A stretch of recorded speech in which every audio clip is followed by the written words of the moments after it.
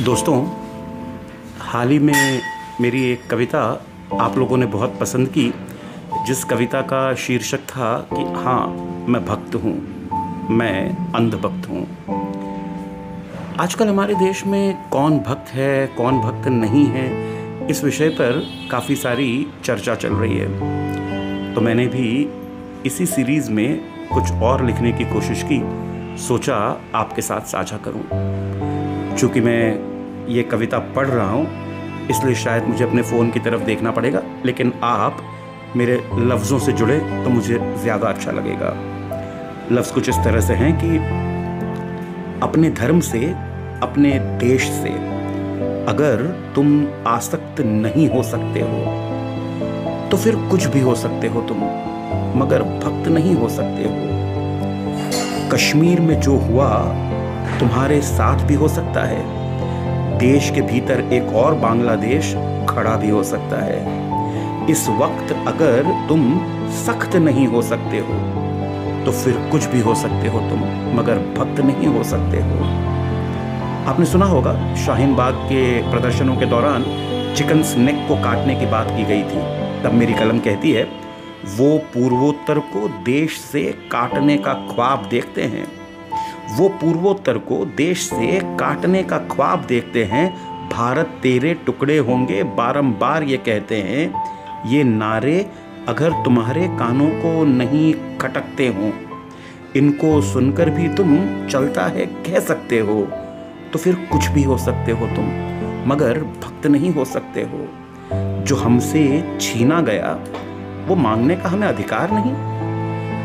Places of worship act की बात कर रहा हूँ साहब, जो मेरी नज़र में उतना शायद जस्टिफाइड नहीं था। जो हमसे छीना गया था वो मांगने का हमें अधिकार नहीं। स्थिति यथावत बनाए रखने से मुझे कोई सरोकार नहीं।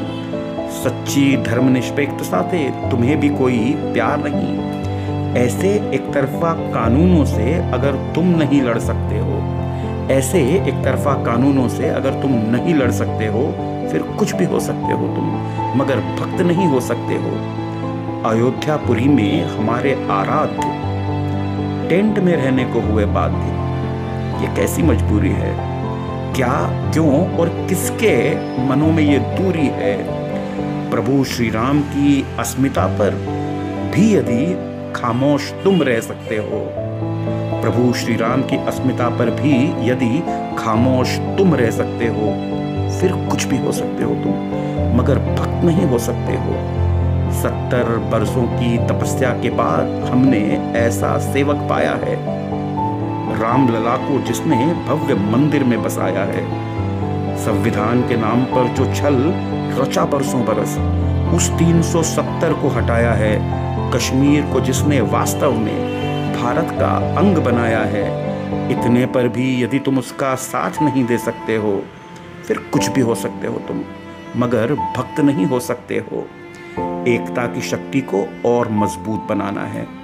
विकसित भारत की नींव को फौलादी हमें कर जाना है।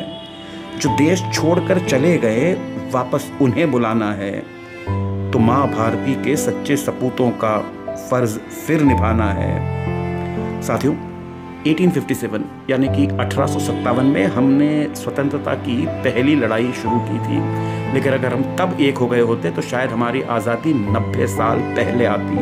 तब मैं कहता हूँ कि 1857 में यदि एक हम हो जाते थे, गुलामी की बेड़ियाँ पैरों में 1947 तक नहीं पाते थे, और एक गलती की सज़ा 90 साल तक नहीं निभाते थे।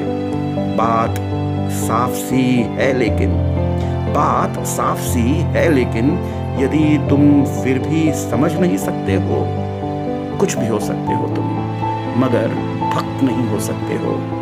साहब, यदि आपको लगता है कि आप अपने वतन से, अपने मुल्क से, अपने धर्म से, अपने लोगों से मोहब्बत करते हैं, फिर यकीन मानिए आप भक्त हैं। जय हिंद, जय भारत।